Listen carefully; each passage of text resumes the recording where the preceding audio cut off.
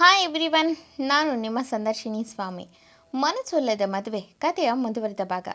ಅದಕ್ಕೂ ಮೊದಲು ನನ್ನ ಕಥೆಗಳು ನಿಮಗೆ ಇಷ್ಟವಾಗಿದ್ದರೆ ತಪ್ಪದೆ ಕಮೆಂಟ್ ಮಾಡಿ, ಲೈಕ್ ಮಾಡಿ, ಶೇರ್ ಮಾಡಿ. ಹಾಗೆ ನನ್ನ ಚಾನೆಲ್ಗೆ ಹೊಸಬರಿದ್ದರೆ ಸಬ್ಸ್ಕ್ರೈಬ್ ಆಗಿ ಪಕ್ಕದಲ್ಲಿರುವ ಬೆಲ್ ಐಕನ್ನ ಕ್ಲಿಕ್ ಮಾಡಿ. ಇದರಿಂದ ನನ್ನೆಲ್ಲ ಕಥೆಗಳ ನೋಟಿಫಿಕೇಷನ್ ನಿಮಗೆ ಸಿಗುತ್ತೆ.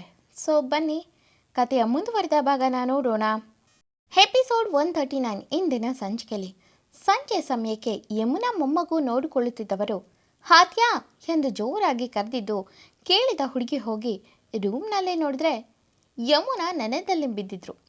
ಹಾದ್ಯಾ ಅಮ್ಮ ಎಂದು ಅವರನ್ನು ಎತ್ತೋಕೆ ನೋಡಿದ್ರೆ ಅವರು ಏನೂ ಮಾತಾಡೋದನ್ನು ನೋಡಿ ಫೋನ್ನ ಕೆಳಗಿಟ್ಟು ಬಾಟಲ್ನಲ್ಲಿ ನೀರು ತಗೊಂಡು ಮುಖಕ್ಕೆ ಎಸೆಯುವಾಗ ಅವಳ ಫೋನ್ ಮೇಲೆ 5 ಗಂಟೆ ಅಂತ ಇರೋ ಸಮಯನ ನೋಡಿ ಹುಡುಗಿಗೆ ಶಾಕ್ ಆಗಿತ್ತು. ಆ ಅನಾಮಿಕ ವ್ಯಕ್ತಿ ಶಾರ್ಪ್ 5ಕ್ಕೆ ನಿನ್ನ ತಾಯಿ ಪ್ರಜ್ಞೆ ಇಲ್ಲದೆ ಬೀಳ್ತಾಳೆ, ಅದಕ್ಕೆ ನಾನೇ ಮದ್ದು ಅಂದಿದ್ದು ನೆನೆದ ಆದ್ಯಗೆ ಇನ್ನಷ್ಟು ಭಯ ಶುರುವಾಗಿದೆ. ತಕ್ಷಣ ಡ್ಯಾಡ್ ಎಂದು ಜೋರಾಗಿ ಕರೆದ್ಲು. ರಾಘವನವರು ಏನೋ ಮಾತ್ರೆ ತಯಾರಿಯಲ್ಲಿ ಬ್ಯುಸಿ ಆಗಿದ್ದರಿಂದ ಆದ್ಯ 2 ಬಾರಿ ಕರೆದಿದ್ದು ನೋಡಿ ಬಂದು ನೋಡಿದ್ರೆ ಅವರಿಗೂ ಗಾಬರಿ ಆಯಿತು ಯಮುನಾ ಬಿದ್ದಿರೋದನ್ನು ನೋಡಿ. ತಕ್ಷಣ ರಾಘವನವರು ಏನಾಯಿತು ಪುಟ್ಟಿ ಎಂದು ಹೆಂಡತಿನ ಎತ್ಕೊಂಡು ಬೆಡ್ ಮೇಲೆ ಮಲಗಿಸಲು ನೋಡಿದ್ರೆ ಆದ್ಯ ಡ್ಯಾಡ್ ಹಾಸ್ಪಿಟಲ್ಗೆ ಹೋಗೋಣ ನಡೀರಿ ಎಂದವಳು ಮಗುನೂ ಎತ್ಕೊಂಡೇ ಕಾರ್ಗೆ ಹಿಡಿದು ರಾಘವನವರ ಉತ್ತರಕ್ಕೂ ಕಾಯದೆ ಹೊಡ್ತಾಳೆ. ಆದ್ಯ ಗಡಿಬಿಡಿಯಲ್ಲಿ ಕಾರ್ ಹತ್ತುತ್ತಿದ್ದನ್ನು ನೋಡಿದ ರಾಘವನವರು ಗಾಬರಿಯಾಗಿ ತಮ್ಮ ಹೆಂಡತಿ ಕಡೆ ನೋಡುತ್ತಾ ತಾವೇ ಡ್ರೈವ್ ಮಾಡುತ್ತಿದ್ರೆ ಆದ್ಯ ಮಾತ್ರ ಅಮ್ಮ ನಿನಗೇನು ಆಗೋಕ್ಕೆ ನಾನು ಬಿಡೋದಿಲ್ಲ ಎಂದುಕೊಂಡು ಮನದಲ್ಲಿ ಈಗಾಗಲೇ ಒಂದಷ್ಟು ನಿರ್ಧಾರನ ತಗೊಂಡಿದ್ಲು. ಈಗ ಹೇಗಾದರೂ ಮಾಡಿ ಆ ವ್ಯಕ್ತಿನ ಕಾಂಟ್ಯಾಕ್ಟ್ ಮಾಡಬೇಕು. ಅವನು ಹೇಳ್ದಂತೆ 5 ಗಂಟೆಗೆ ನನ್ನ ತಾಯಿ ಹೀಗೆ ಪ್ರಜ್ಞೆ ಕಳ್ಕೊಂಡಿದ್ದಾಳೆ ಅಂದರೆ ನನ್ನ ತಾಯಿಗೆ ಏನಾದರೂ ಪಾಯ್ಸನ್ ಇಂಜೆಕ್ಟ್ ಆಗಿದೆಯಾ ಎಂದು ಬರೀ ಕೆಟ್ಟ ಆಲೋಚನೆಯಲ್ಲೇ ಹಾಸ್ಪಿಟಲ್ ತಲುಪಿದ್ಲು. ಅಲ್ಲಿ ಡಾಕ್ಟರ್ಗಳು ಯಮುನಾ ಅವರನ್ನು ಚೆಕ್ ಮಾಡಿದ್ರು. ಅಲ್ಲಿ ಯಮುನಾ ಅವರ ಬ್ಲಡ್ ಸ್ಯಾಂಪಲ್ ತೆಗೆದ ಮೇಲೆ ಗೊತ್ತಾಗಿದ್ದು ಅದು ಒಂದು ರೇರ್ ಕೇಸ್ ಆಫ್ ಪಾಯ್ಸನ್ ಎಂದು. ತಕ್ಷಣ ಆದ್ಯ ಬಳಿ ಇದರ ಬಗ್ಗೆ ಡಿಸ್ಕಸ್ ಮಾಡಿದ್ರು. ಯಮುನಾ ಮೇಡಮ್ ಅವರು ಏನಾದರೂ ತಗೊಂಡಿದ್ರಾ ಎಂದು ಕೇಳಿಬಿಟ್ರು. ತಕ್ಷಣ ಆದ್ಯ ಮತ್ತು ರಾಘವನವ್ರಿಗೆ ಶಾಕ್ ಆಗಿತ್ತು. ಆ ಥರ ಏನೂ ತಗೊಂಡಿಲ್ಲ ಎಂದು ರಾಘವನವರು ಹೇಳ್ತಿದ್ರೆ ಶಾಕ್ನಲ್ಲಿ ಇರುವ ಆದ್ಯ ತಲೆಯಲ್ಲಿ ಇರೋದೇ ಬೇರೆ. ಅಂದರೆ ಇವನು ಇದಕ್ಕೆ ಆಂಟಿಡಾಟ್ ಕೊಡ್ತಿದ್ರೆ ಎಂದು ಯೋಚಿಸೇನೆ ಭಯ ಆಗುತ್ತೆ. ತಕ್ಷಣ ಆದ್ಯ ಬೇರೆ ದಾರಿ ಇದೆಯಾ ನೋಡಿ ಎಂದವಳು ಅವನ ಬಳಿ ಸಹಾಯ ಕೇಳೋ ಮನಸ್ಸಲ್ಲ. Doctor I think it's critical but we will try. ನಾವು ಬೇರೆ ಬೇರೆ ಹಾಸ್ಪಿಟಲ್ ಕಡೆ ನೋಡ್ತೀವಿ ಆ್ಯಂಡ್ ಸರ್ ನೀವು ಇದ್ರ ಬಗ್ಗೆ ಸರ್ಚ್ ಮಾಡಿ. ನಮ್ಮ ಹಾಸ್ಪಿಟಲ್ನಲ್ಲಿ ಯಮುನಾ ಮೇಡಮ್ ತುಂಬ ಪೇಷಂಟ್ಗಳನ್ನು ಟ್ರೀಟ್ ಮಾಡಿದ್ದಾರೆ, ಇದಕ್ಕೇನಾದರೂ ಸಜೆಷನ್ ಸಿಗುತ್ತಾ ನೋಡಿ ಎಂದರು. ಆದ್ಯ ಹಾ ಡ್ಯಾಡ್ ಎಂದವಳು ತನ್ನ ಫೋನ್ ನೋಡ್ತಿದ್ಲು. ಯಾವುದಾದ್ರೂ ಕಾಲ್ ಬರುತ್ತಾ ಎಂದು. 15 ನಿಮಿಷ ಯಮುನಾ ಕಂಡೀಷನ್ ಏನು ಗೊತ್ತಾಗದೆ ಹೋದಾಗ ಆದ್ಯ ಮನದಲ್ಲಿ ಹಿಂಜರಿಕೆ ಶುರುವಾಯಿತು. ಎಲ್ಲಿ ತಾನು ತನ್ನ ತಾಯಿನ ಕಳೆದುಕೊಳ್ಳುತ್ತೇನೋ ಎಂದು. ಅವಳ ಕಣ್ಣಿಂದ ನೀರು ಹರಿಯುತ್ತಿದ್ದು. ಅಷ್ಟೊತ್ತಿಗೆ ಒಂದು ವಾರ್ಡ್ ಬಾಯ್ ಬಂದು ಮೇಡಮ್ ನಿಮಗೆ ಎಂದು ಆದ್ಯಗೆ ಒಂದು ಬಾಕ್ಸ್ ಕೊಟ್ಟು ಹೋಗ್ತಾನೆ. ಆದ್ಯ ತಡ ಮಾಡದೆ ತುಸು ದೂರ ಹೋಗಿ ಓಪನ್ ಮಾಡಿದ್ಲು. ಯಾಕಂದರೆ ಅದು ಆ ಸೀಕ್ರೆಟ್ ವ್ಯಕ್ತಿದ್ದೇ ಆಗಿರುತ್ತೆ ಅನ್ನೋ ಅನುಮಾನ ಬಲವಾಗಿದ್ದರಿಂದ ಅವಳ ಎಣಿಕೆ ನಿಜವಾಗಿತ್ತು. ಅದು ಆ ಸೀಕ್ರೆಟ್ ವ್ಯಕ್ತಿ ಕಡೆ ಪಾರ್ಸಲ್ ಆಗಿತ್ತು. ಆದ್ಯ ಓಪನ್ ಮಾಡಿ ನೋಡಿದ್ಲು. ಅಲ್ಲಿ ಒಂದು ಸಣ್ಣ ಪೆನ್ ಡ್ರೈವ್ ಇತ್ತು. ಆದ್ಯ ಇದೇನಿದು ಎಂದು ಯೋಚಿಸಿದವಳು ಈಗ ಯಾವುದನ್ನು ನೆಗ್ಲೆಕ್ಟ್ ಮಾಡುವ ಪರಿಸ್ಥಿತಿಯಲ್ಲಿ ಇರಲಿಲ್ಲ. ಸೀದಾ ತನ್ನ ಚೇಂಬರ್ಗೆ ಹೋಗಿ ಅಲ್ಲಿದ್ದ ಲ್ಯಾಪ್ಟಾಪ್ಗೆ ಅದನ್ನು ಹಾಕಿ ನೋಡಿದ್ರೆ ಅಲ್ಲಿ ಆ ವ್ಯಕ್ತಿ ಗಳಿಸಿರೋ ವಿಡಿಯೋ ಇತ್ತು. ಅದು ಕೂಡ ಹಾದಿದ್ದು. ಆದ್ಯ ಕೂತಿದ್ದ ಚೇರು 1 ಸೆಕೆಂಡ್ ನಡಗಿತ್ತು. ಯಾಕಂದರೆ ಆದಿ ಪೂರ್ತಿ ಟ್ರ್ಯಾಪ್ ಆಗಿದ್ದ. ಆದ್ಯ ಕಣ್ಣಿಂದ ನೀರು ಇಳಿತಿತ್ತು. ಈಗ ಆದ್ಯಗೆ ಒಂದು ಕಡೆ ತನ್ನ ತಾಯಿ, ಇನ್ನೊಂದು ಕಡೆ ತನ್ನ ಗಂಡ, ಇಬ್ಬರನ್ನು ಉಳಿಸ್ಕೊಳ್ಳೋಕ್ಕೆ ಇರೋದು ಒಂದೇ ದಾರಿ ಅಂದರೆ ಅದು ತಾನು ಹಾದಿಯಿಂದ ದೂರ ಹೋಗೋದು ಎಂದು ನಿರ್ಧಾರ ಮಾಡಿ 2 ಸೆಕೆಂಡ್ ಯೋಚಿಸಿ ತನ್ನ ಕಣ್ಗಳನ್ನು ಮುಚ್ಚಿ ಕೂತಿದ್ದವಳ ಕಣ್ಣೀರು ಹರಿತಿತ್ತು. ತಕ್ಷಣ ಅವಳ ಫೋನ್ ರಿಂಗ್ ಆಯಿತು. ಆದ್ಯ ಒಮ್ಮೆಲೆ ಬೆಚ್ಚಿದಂತೆ ಕಣ್ಣು ತೆರೆದು ಫೋನ್ ನೋಡಿದ್ರೆ ಯಾವುದೋ ನಂಬರ್ನ ನೋಡಿ ಗಾಬರಿಯಲ್ಲಿ ಕಾಲ್ ರಿಸೀವ್ ಮಾಡಿ ಹಲೋ ಎಂದಳು. ಆ ಕಡೆಯಿಂದ ಛೇ ಛೇ ಛೇ ಛೇ ಛೇ ಹೀಗಾಗಬಾರ್ದಿತ್ತು. ದ ಗ್ರೇಟ್ ಓದ್ಯನಾಥ್ ವೈಫ್ಗೆ ಎಂದವನು ನಿನ್ನ ತಾಯಿಗೆ ಇನ್ನೂ ಆಂಟಿಡೋಟ್ ಸಿಕ್ಕಿಲ್ಲ ಅಲ್ವಾ ಎಂದ. ಆದ್ಯ ಗಂಟಲಿಂದ ಉಸಿರೇ ಬರಲಿಲ್ಲ, ಅಷ್ಟು ದುಃಖ ಆಯಿತು. ಆ ಕಡೆ ವ್ಯಕ್ತಿ ನನಗೆ ಗೊತ್ತಿದೆ, ನಿನ್ನ ನೋವು ನೋಡೋಕ್ಕೆ ಆಗ್ತಿಲ್ಲ ಮೆಸೇಜ್ ಏಕೆ, ಈಗಲಾದರೂ ನಮ್ಮ ಡೀಲ್ಗೆ ಓಕೆ ಅಂತ ಹೇಳು. 5 ನಿಮಿಷದಲ್ಲಿ ನಿನ್ನ ಕಣ್ಣು ಮುಂದೆ ನಿನ್ನ ತಾಯಿ ಅಲ್ಲಿ ನಿನ್ನ ಗಂಡ ಸೇಫ್ ಆಗ್ತಾರೆ, ಏನಂತೀಯಾ ಎಂದು ಕೇಳ್ದ.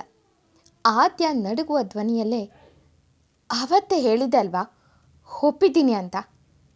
ಸರಿ, ನೀನು ಹೇಳಿದ್ದ ಸಮಯಕ್ಕಿಂತ ಮೊದಲೇ ನಾನು ಆದಿಯಿಂದ ದೂರ ಇರ್ತೀನಿ ಎಂದಳು ತನ್ನ ನೋವನ್ನು ತಡೆದು. ಈ ಕಡೆ ವ್ಯಕ್ತಿ ಗೋಡ್ ಮೆಸೇಜ್ ಏಕೆ ಎಂದು ನಗುತ್ತಾ, ಇನ್ನು 5 ನಿಮಿಷಕ್ಕೆ ಒಂದು ಮೆಸೇಜ್ ಬರುತ್ತೆ ನೋಡು, ನಿಮ್ಮ ಹಾಸ್ಪಿಟಲ್ನಲ್ಲೇ ಇದೆ, ಮೆಡಿಸಿನ್ ತಗೋ. ಹಾಗೆ ಆ ಕಡೆ ಆದಿಯಿಂದ ಕಾಲ್ಗಡೆ ಬರುತ್ತೆ, ಅದರ ಅರ್ಥ ಅವನು ಸೇಫ್ ಆಗಿರ್ತಾನೆ ಅಂತ. ಅರ್ಥ ಆಯ್ತಾ ಆದ್ಯ ಮೇಡಮ್ ಎಂದ. ಆದ್ಯ ಓಕೆ ಥ್ಯಾಂಕ್ಸ್ ಎಂದವಳು. ಆ ಕಡೆ ವ್ಯಕ್ತಿ ಥ್ಯಾಂಕ್ಸ್ ಎಂದು ನಗುತ್ತಾ, ಇದನ್ನು ನಿನಗೆ ನಾನು ಹೇಳ್ತೀನಿ, ಅದು ಆ ಹಾದಿಯಿಂದ ದೂರ ಹೋದ್ಮೇಲೆ ಎಂದು ನಕ್ಕು ತನ್ನ ಕಾಲ್ನ ಕಟ್ ಮಾಡಿದ್ದ. ಆದ್ಯ ಟೇಬಲ್ ಮೇಲೆ ತಲೆ ಇಟ್ಟು ಒಂದೇ ಸಮನೆ ಬಿಕ್ಕುತ್ತಾ, ದೇವ್ರೆ, ನಾನು ಯಾರಿಗೆ ಏನು ಮಾಡಿದ್ದೆ, ನಾನು ಎಷ್ಟೋ ಜನರ ಪ್ರಾಣ ಉಳಿಸಿದ್ದೀನಿ, ಆದರೆ ಈಗ ನನ್ನ ಜೀವನನ ಹೀಗೆ ನರ್ಕ ಮಾಡೋ ಕರ್ಮ ನನಗೆ ಯಾಕೆ ಎಂದು ಒಂದೇ ಸಮನೆ ಬಿಕ್ಕುತ್ತಿದ್ಲು. ಅಷ್ಟೊತ್ತಿಗೆ ಅವಳ ರೂಮ್ ಡೋರ್ ನಾಕ್ ಆಯಿತು. ಆದ್ಯ ಬನ್ನಿ ಎಂದಳು ತನ್ನ ಕಣ್ಣೀರನ್ನು ಒರೆಸ್ಕೊಂಡು. ಅಲ್ಲಿ ಒಬ್ಬ ಸ್ಟಾಪ್ ನಿಂತಿದ್ರು. ಮೇಡಮ್, ಮಗು ಅಳ್ತಿದೆ ಎಂದು ಮಗುನ ಅವಳ ಕೈಗೆ ತಂದು ಕೊಟ್ಟು ಹೋಗ್ತಾಳೆ. ಆದ್ಯ ತನ್ನ ಮಗನನ್ನು ತನ್ನ ಎದೆಗೆ ಹಪ್ಪಿ, ಚಿನ್ನು, ನಿನ್ನ ಅಪ್ಪನಿಂದ ನಾವು ದೂರ ಹೋಗೋಣ, ತುಂಬ ದೂರ ಕಂದ ಎಂದು ತನ್ನ ದುಃಖನ ತಡೆದು ಮಗುಗೆ ಹೊಟ್ಟೆಗೆ ತಿನ್ಸಿದ್ರೆ ಅಷ್ಟೊತ್ತಿಗೆ ಹಾದಿ ಕಡೆಯಿಂದ ಕಾಲ್ ಬಂದಿತ್ತು. ಆದ್ಯ ಒಂದೇ ಉಸಿರಿಗೆ ಕಾಲ್ ರಿಸೀವ್ ಮಾಡಿ ಹಾದಿ ಎಂದಳು ತನ್ನ ದುಃಖನ ತಡೆದು. ಆ ಕಡೆ ಹಾದಿ, ಆದ್ಯ, ನೀನು ತುಂಬ ಸಲ ಕಾಲ್ ಮಾಡಿದ್ಯಾ, ಈಗ ಮೆಸೇಜ್ ಬಂದಿದೆ, ಎಲ್ಲ ಓಕೆ ಅಲ್ವಾ ಎಂದು ಕೇಳಿದವನಿಗೆ ಗೊತ್ತಾಗಿತ್ತು ಯಮನ ಹಾಸ್ಪಿಟಲ್ ಸೇರಿರೋ ವಿಷಯ. ಆದ್ಯ, ಇಲ್ಲ, ಯಾವುದು ಓಕೆ ಇಲ್ಲ, ನೀನು ಮನೆಗೆ ಬಾ ಹಾದಿ ಎಂದಳು ಅಳುತ್ತಾ. ಆ ಕಡೆ ಆದಿ, ಆದ್ಯ ಪ್ಲೀಸ್ ಅಳೋದು ನಿಲ್ಲಿಸು, ಈಗ ನೀನು ಹೆದರಬೇಡ, ನಾನು ಅಲ್ಲಿಗೆ ಬರೋಕ್ಕಾಗಲ್ಲ ಎಂದ. ಈ ಮಾತು ಕೇಳಿದ ಆದ್ಯ, ಆದಿ ಪ್ಲೀಸ್ ಅರ್ಥ ಮಾಡ್ಕೊ, ನಿನ್ನ ಏನೇ ಕೆಲಸ ಇದ್ದರೂ ಎಲ್ಲ ಬಿಟ್ಟು ಸ್ವಲ್ಪ ಸಮಯ ಇಲ್ಲಿಗೆ ಬಂದು ಹೋಗು, ಈಗಲೇ ಬಾ ಎಂದಳು ರಿಕ್ವೆಸ್ಟ್ ಮಾಡಿದ್ರ. ಆ ಕಡೆ ಆದಿ, ಇಲ್ಲ ಆದ್ಯ, ನನ್ನ ಮಿಷನ್ ಇನ್ನೂ ಅರ್ಧಕ್ಕೆ ಉಳಿದಿದೆ, ಅದನ್ನು ಮುಗಿಸಿ ಮನೆಗೆ ಬರ್ತೀನಿ, ಎದು ಬರ್ತಾನೆ, ಅತ್ತೆ ಆಂಟಿಡೋಸ್ ಸಿಕ್ಕಿದೆ, ಅದನ್ನು ಇಂಜೆಕ್ಟ್ ಮಾಡಿದ್ರೆ ಅತ್ತೆ ಸರಿಯಾಗ್ತಾರೆ, ಹೆದರಬೇಡ, ಅಪ್ಪ ಅಮ್ಮ ಇಬ್ಬರು ಬರ್ತಿದ್ದಾರೆ ಎಂದು. ಸರಿ, ನನಗೀಗ ಸಮಯ ಇಲ್ಲ ಎಂದು ಕಾಲ್ ಕಟ್ ಮಾಡಿದ್ದ. ಎಷ್ಟು ಸಾಕಿತ್ತು ಹುಡುಗಿಗೆ ಅವನು ಜೀವಂತವಾಗಿದ್ದಾನೆ ಅನ್ನೋದಕ್ಕೆ. ತನ್ನ ಕಣ್ಣೀರು ಒರೆಸ್ಕೊಂಡು ಇದೇ ಕಾರಣ ಇಟ್ಕೊಂಡು ಇವನಿಂದ ನಾನು ದೂರ ಹೋಗಬೇಕು ಎಂದು ತನಗೆ ಗೊತ್ತಿದ್ದ ಲಾಯರ್ ಬಳಿ ಡೈವರ್ಸ್ಗೆ ಅಪ್ಲೈ ಮಾಡಿದ್ಲು. ಆ ಲಾಯರ್, ಆದ್ಯ, ನೀನು ಸರಿಯಾದ ನಿರ್ಧಾರ ತಗೊಂಡಿದ್ದೀನಿ ಅನ್ನಿಸ್ತಿದ್ಯಾ ನಿನಗೆ ಎಂದು ಕೇಳಿದ್ರು. ಅದಕ್ಕೆ ಆದ್ಯ, ನಾನು ಸರಿಯಾದ ನಿರ್ಧಾರನ ತಗೊಂಡಿದ್ದೀನಿ, ನನಗೂ ಇನ್ನೂ ಸಾಕಾಗಿದೆ, ನನ್ನ ಮಗು, ನನ್ನಮ್ಮ, ನನ್ನ ಫ್ಯಾಮಿಲಿ ಎಲ್ಲ ಇವರ ಒಂದು ಕೆಲಸದಿಂದ ಥ್ರೆಟ್ನಲ್ಲಿದ್ದಾರೆ, ಏನಾದರೂ ಅವರು ಸಂತೋಷವಾಗಿರಲಿ, ಅದೇ ನನಗೆ ಬೇಕಾಗಿರೋದು, ಈಗ ನೀನು ಅಪ್ಲೈ ಮಾಡು ಎಂದವಳು ತನ್ನ ದುಃಖನ ತನ್ನ ಒಡಲಲ್ಲೇ ಇಟ್ಕೊಂಡು ಅಲ್ಲಿಂದ ಎದ್ದು ಹೋಗ್ತಾಳೆ. ತನ್ನ ತಾಯಿಗೆ ಆ ವ್ಯಕ್ತಿ ಹೇಳಿದಂಥ ಆಂಟಿಡೋಸ್ನ ತಾನೇ ಕೊಟ್ಟು ಅಮ್ಮನನ್ನು ಉಳಿಸ್ಕೊಂಡ್ಳು. ಇನ್ನೊಂದು ಕಡೆ ಆದಿ ತನ್ನ ಪ್ರಾಣನ ಉಳಿಸ್ಕೊಂಡು ಕೆಲಸದಲ್ಲಿ ಸಕ್ಸಸ್ ಆಗಿ ವಾಪಸ್ ಮನೆಗೆ ಬಂದ ಆದಿ ತನ್ನ ಅತ್ತೆ ಹೇಗಿದ್ದಾರೆ ಎಂದು ವಿಚಾರಿಸುತ್ತಿದ್ದಾಗ ಆದ್ಯ ತುಸು ಕೋಪದಲ್ಲೇ ತನ್ನ ಅಮ್ಮನ ಮೇಲೆ ಇಟ್ಟಿರುವಂಥ ಆದಿ ಕೈನ ದೂಡಿದ್ಲು. ಇವಳ ಅನ್ಎಕ್ಸ್ಪೆಕ್ಟೆಡ್ ವರ್ತನೆಯನ್ನು ಎಲ್ಲರೂ ನೋಡಿ ಶಾಕ್ ಆದರು. ಆದ್ಯ ಕೋಪದಲ್ಲಿ ನನ್ನಮ್ಮನ ಮುಟ್ಬೇಡ ಎಂದಳು ಜೋರಾಗಿ. ಅವಳ ಈ ಕೋಪ ನೋಡಿದಂಥ ಆದಿ ತುಸು ಸಮಾಧಾನದಲ್ಲೇ, ಆದ್ಯ, ಐ ನೋ ನಿನ್ನ ಕೋಪ ವರ್ತಿ, ಬಟ್ ನನ್ನ ಸಿಚುವೇಶನ್ ಎಂದು ಮಾತು ಮುಂದುವರಿಸುವ ಮುನ್ನ ಆದ್ಯ ಜೋರಾಗಿ ಅವನ ಮುಂದೆ ಬಂದವಳು ಅವನ ಕಾಲರ್ನ ಹಿಡಿದು, ಏನು ನಿನ್ನ ಸಿಚುವೇಶನ್? ಯಾವಾಗಲೂ ಊರನ್ನು ಉದ್ಧಾರ ಮಾಡೋ ನೀನು ನಿನ್ನ ಮನೆ ಬಗ್ಗೆ ಯೋಚಿಸೋಕ್ಕಾಗಲ್ಲ. ಎಂಥ ಸಾಯೋ ಪರಿಸ್ಥಿತಿ ಇದ್ದರೂ ನೀನು ಬರಲ್ಲ ಅಂದಮೇಲೆ ನೀನು ಯಾಕೆ ನನಗೆ ಎಂದು ಜೋರಾಗಿ ಕಿರ್ಚಿದ್ಲು. ಆದ್ಯ ಕೋಪ ಸರಿಯಾಗಿದೆ ಎಂದು ರಮೇಶ್ ಸುಧಾ ಅವರು ಅಲ್ಲಿದ್ದ ಎಲ್ಲರಿಗೂ ಅರ್ಥ ಆಗಿದ್ರು. ಈಗ ಆದ್ಯ ಪರಿಸ್ಥಿತಿ ಅರ್ಥ ಮಾಡಿಕೊಂಡು ಇಬ್ಬರು ಸಮಾಧಾನ ಮಾಡಿಕೊಳ್ಳಿ ಎಂದು ಸುಮ್ಮನೆ ಸೈಲೆಂಟ್ ಆಗಿ ನಿಂತಿದ್ರು. ಆದರೆ ಆದ್ಯ ಕೋಪದಲ್ಲಿ ನಾನು ಒಂದು ಡಿಸೈಡ್ ಮಾಡಿದ್ದೀನಿ, ನಾನು ನಮ್ಮನೆಗೆ ಹೋಗ್ತಿದ್ದೀನಿ.